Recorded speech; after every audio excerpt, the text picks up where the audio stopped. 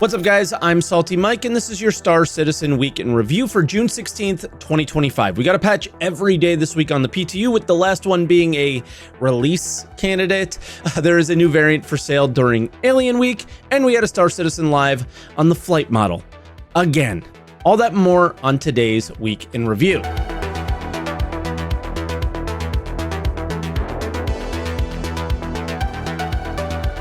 And as always, if this is your first week in review, this is where I take all of the official Star Citizen news each week, put it into one video, and share some of my opinions about it. I also live stream on Twitch, twitch.tv/SaltEMike, so stop by and say hi if you haven't yet. I really enjoy seeing you guys over there. We have a ton to cover with the PTU patches this week, but before we do, let me share with you today's sponsor. Thank you to boot.dev for sponsoring today's video. They are back to tell all you armchair developers in the comments that you yourself can become a backend web developer using boot.dev's innovative and really smart lessons towards your goals. You will learn backend web development from start to finish with Python and Go programming languages, but what makes these lessons so different and cool is they use modern game design to create a self-paced but captivating RPG game that will teach you to code. It's really cool. They have bi-monthly boss fights where the community rallies together to gain bonus XP for each lesson completed during the event. They even have an AI wizard bear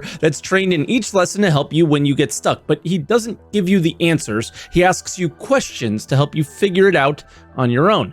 Here's the really cool part. All of boot.dev's content is free to read and watch in guest mode. The paid membership unlocks the interactive features like hands-on coding, AI assistance, progress tracking, and the game mechanics. And with that, boot.dev never wants their students to feel like they aren't getting value. So they offer a 30-day no questions asked refund policy, as well as a free demo of every course and its interactive features. So head over to boot.dev and use my code SaltEMike to get 25% off your entire first year if you choose the annual plan. Once again, that is SaltEMike for 25% off your first payment at boot.dev. Once again, thank you from the bottom of my heart for engaging with our sponsors. Boot.dev is a great platform and has been great to us for quite a while now. These ads really help maintain the quality of these videos and allows me to have a proper editor on them. But with all that out of the way, let's go to those patch notes.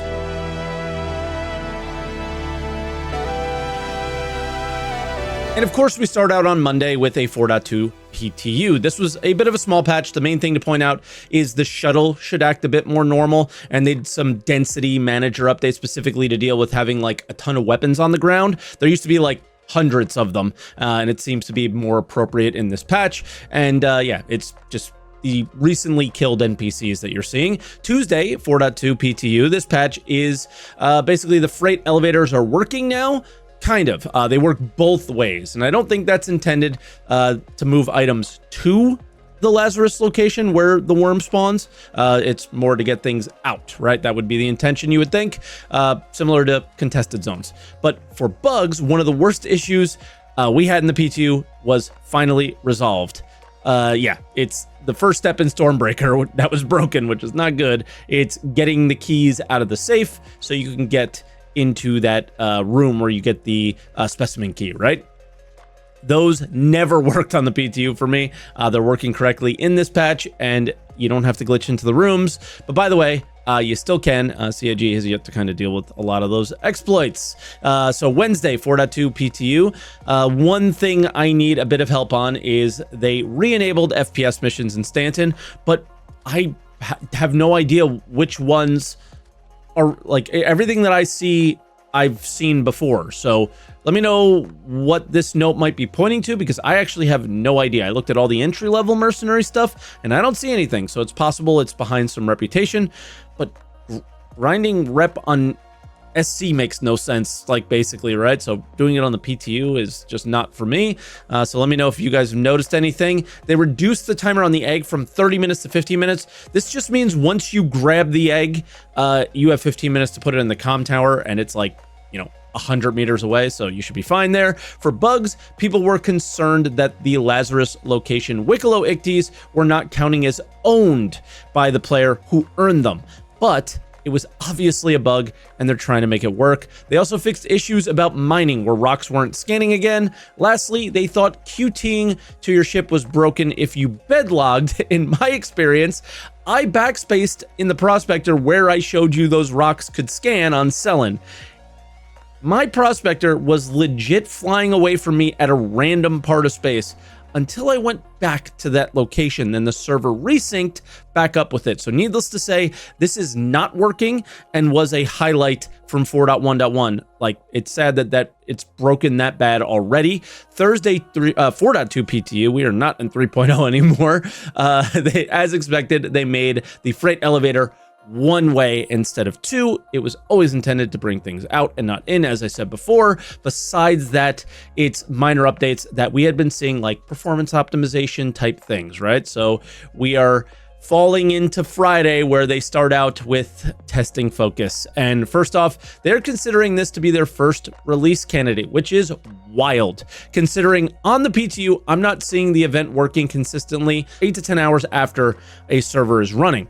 So they did a 2-hour playtest. That was the big thing here. Let's get a bunch of people in. Let's see what we need to fix before this thing goes live, which is odd calling this a release candidate again. And yeah, I got there. I was with family, and I got there last night, which was Saturday night. I record these Sunday morning, and yeah, the codes weren't working. Like, I got the aftermath, right? And that's what we will all have on live, is the aftermath. Codes not working. Teleporting NPCs. Bodies everywhere, guns everywhere, no cleanup happening. As expected, volumes of players broke any of the fixes we saw in the last couple of weeks on the PTU, it seems, and I don't think Live's gonna feel very good based off of this experience. I do hope the information they gathered was really good, and we get a few fixes during Monday or Tuesday. I don't know when this is planned to go live.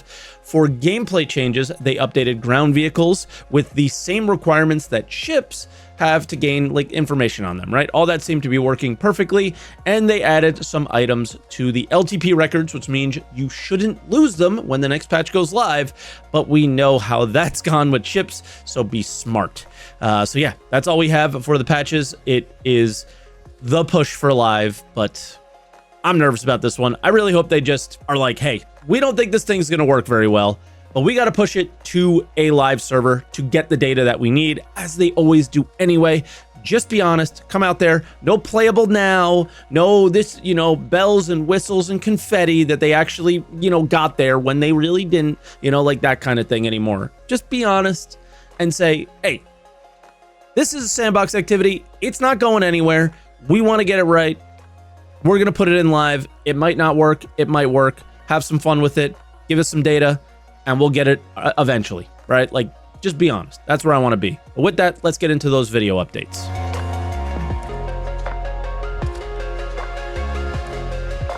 All right, we actually had 2 videos this week. We had a behind the ships for the Prowler utility ship. I won't be covering this here at all, really, just letting you know that the subject of the video was the Aspira Prowler utility. We will be covering it in the other update section, where we have the sale page and the Q&A and stuff, and you'll just basically be seeing B-roll from this video. But yeah, it's a stealth cargo ship, which, yeah, check the next segment and I'll explain how I don't think that is really a thing, right? And then we had a Star Citizen live on the flight model for the 20th time. Like, it's getting silly, right? This last one was supposed to be the last time, and to be fair, they definitely are just iterating on it a lot, but a lot. So yeah, it's kind of crazy. So the first question they asked about the F8 and other heavy fighters just generally not being very good. We have been playing with heavy fighter tuning since 3.23, basically the master mode release, and our idea about the heavy fighter role hasn't changed much throughout the time. So basically, what we think an heavy fighter is basically a heavier fighter that has lower maneuverability compared to light fighters, but increased durability and increased firepower. That's as simple as that, right? Currently, we have retuned the entire heavy fighter class that includes ships like the F8, the New Guardian, the other Guardians, and so on and so forth, to fit a better spot. And in our opinion, the spot that now the heavy fighters actually cover, it's quite fine. We do notice that The heavy fighter class is slightly underperforming right now though, but we think it's related more to the relationship in between cross classes rather than the heavy fighter's tuning per se. So stuff, for example, like how the heavy fighter is dealing against like a medium fighter, for example, or a shipper of a bigger size, like for example a Constellation or stuff like it. So we would like to dive more into the tuning for other classes first before assessing the the overall heavy fighter tuning, and if that need to be addressed once again. So currently this is the state of the heavy fighter class in general, but we have some even more updates or like more ideas for the more updates. Model, so the current ratio on where the fighters sit doesn't necessarily need to stay this way. We have the updated flight model coming, and we're using that to basically, I wouldn't say reset, but reevaluate especially the relationships between the fighters. For example, in our perspective at the moment with the new or with the updated flight model, the heavy fighters, they just feel a little bit too tanky because they're still fighters, right? So we're currently evaluating whether or not we should make them more vulnerable, because if you compare some numbers from, for example, like Gladius versus a F8, we're looking at like a 5 times health. That is like quite a lot for a fighter class. So we're evaluating or reevaluate that once the new flight model or the updated flight model is coming online. I saw a lot of people not being happy with this answer, which was, we want to deal with the ships around it, and we believe it will be in a better spot then. I think that that's probably fine, but again, this is not my forte, so I would default to your Burks, your Virgils, your Avenger 1s, those types on the subject. But to me, need to say, like, if they need to just say the F8 is a rock in rock, paper, scissors, and what is a scissor, right? What is a scissor? What does the F8 beat? What does a heavy fighter beat? And make that work, right? It's just like, but we don't have rock, paper, scissors in the game, really. It's just, yeah, it's crazy. They even mentioned weird things like the Gladius being your first ship in the progression, but they have no clue how people play. Like, the Gladius is the ship. Like, you know what I mean? Like, it's just really goofy. So then they got asked what happened to the new quantum experience that we saw at CitizenCon 2023. What happened with the new quantum travel experience that we saw at CitizenCon 2953, so 2 years ago? Okay, so at this point, the quantum experience that you saw there was exactly how it was at that time in Squadron 42. That design since then has changed a bit. Also with the requirements of the other flight model changes that we're currently doing. So in general, there's 3 parts to the new flight model. It's like the quantum experience, the updated space flight model, and the control surfaces. And all of these got changed and expanded based on the requirements that we saw. And right now, what we back then described as quantum boosting is basically has changed a little bit. So quantum boosting will be used for like the slow speed range that you use to do nav mode with, right? So if you want to go there's basically 3 speed ranges that you need in Star Citizen. One is to go from, let's say, one POI to another, or between planets or something like this, like where we're talking millions of kilometers, right? Then you need the range in which you're navigating within these spaces. So let's say going from, let's say you have a bubble of like 300 kilometers or so in size. You need to navigate in between there, but you don't want to fly with your SCM speeds, right? So for that, quantum boosting will be used. And then there's normal SCM speed region. So basically the thruster-based flying, which will still be limited to, I don't know, maybe 300 meters per second or so. No, Caveman Crafty in the Twitch chat says, in other words, that quantum video was marketing fluff. No, it was not. No. No. It literally just said it's exactly how it was in Squadron at the time it was recorded. Yeah. First, let's address the little drama part at the end that they had. It's been 2 years since CitizenCon, like nearly, right, to be fair, that your CEO told us that everything you see and more will be in 12 months or so. The amount of weight and heavy lifting that or so is doing in that sentence is crazy. It's been nearly 2 years. Now, we still don't know a ton of like what to expect on this experience, right? He said it changed a bit, not entirely at all, right? To be fair with them. So like with almost everything here that we're going to discuss, we kind of need it in our hands to understand what any of this means anyway. So just pointing it out that it's still in progress and all that stuff. But yeah. Next, they mentioned something that I really love to hear, actually. So we're definitely looking at what the ship should be with a new flight model as well. You know, there's going to be some more changes there. Because a big thing with the new flight model is we're going to have far more tools at our disposal to make ships different. Whereas at the moment we've got tools, but we're quite limited in that context of providing ships that are quick, but are sluggish at the same time. So we're kind of in a box with the current balance a little bit in that regard.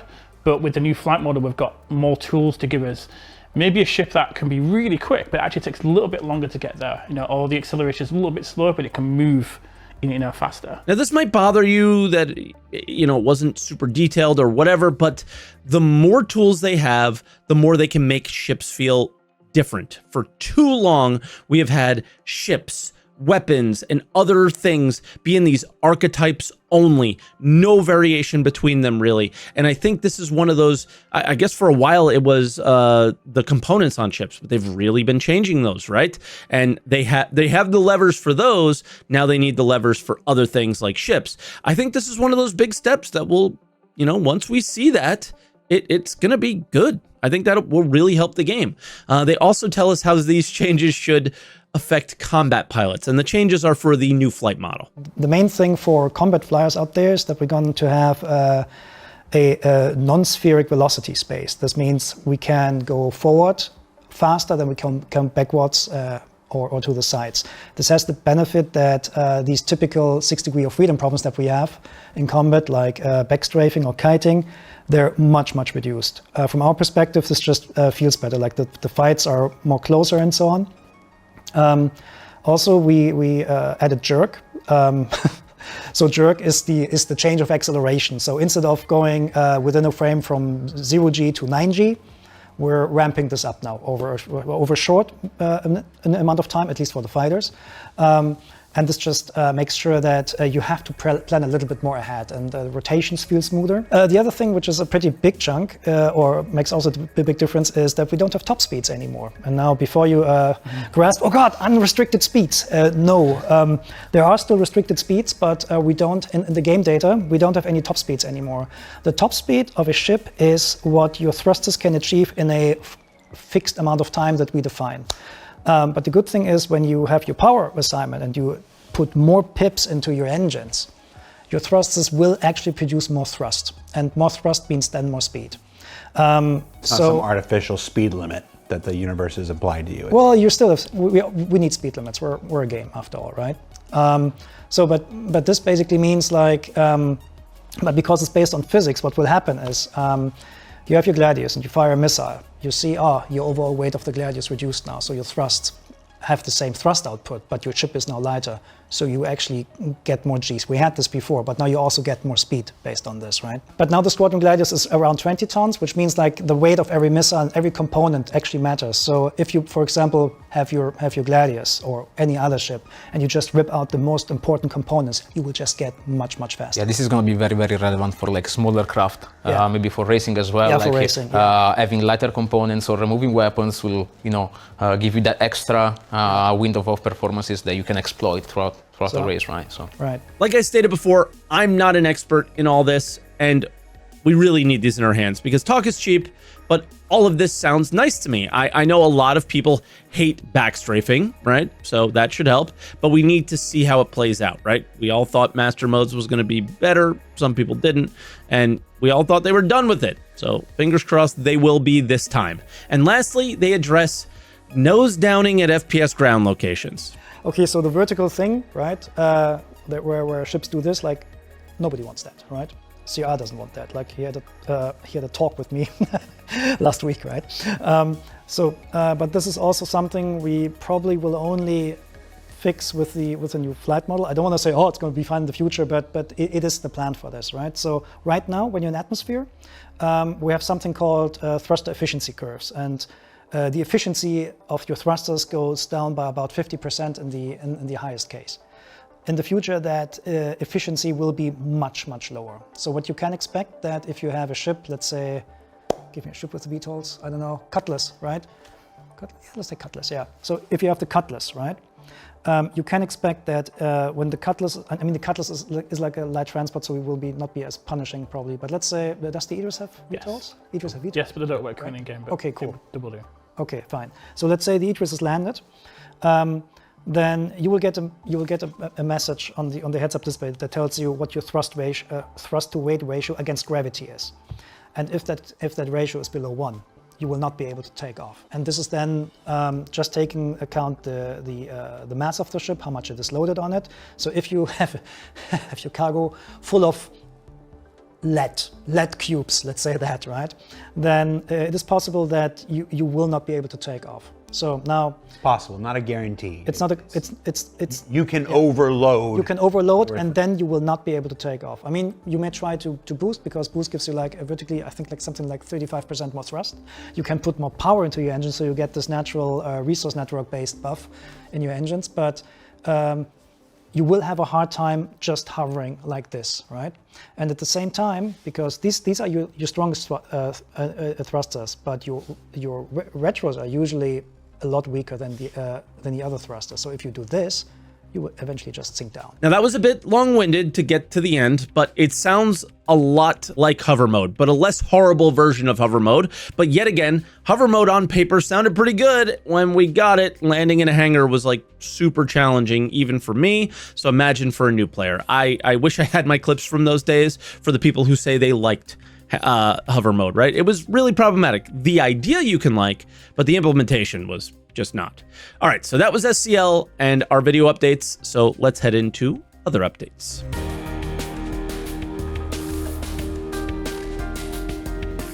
And as always, we start out with a sneak peek, and I nailed last week, it seems, from the monthly report. The light armor they spoke about, there was indeed the sniper armor. Here is the helmet from that. So it really feels like we might be seeing FPS scanning sooner than later. I think that is the takeaway here.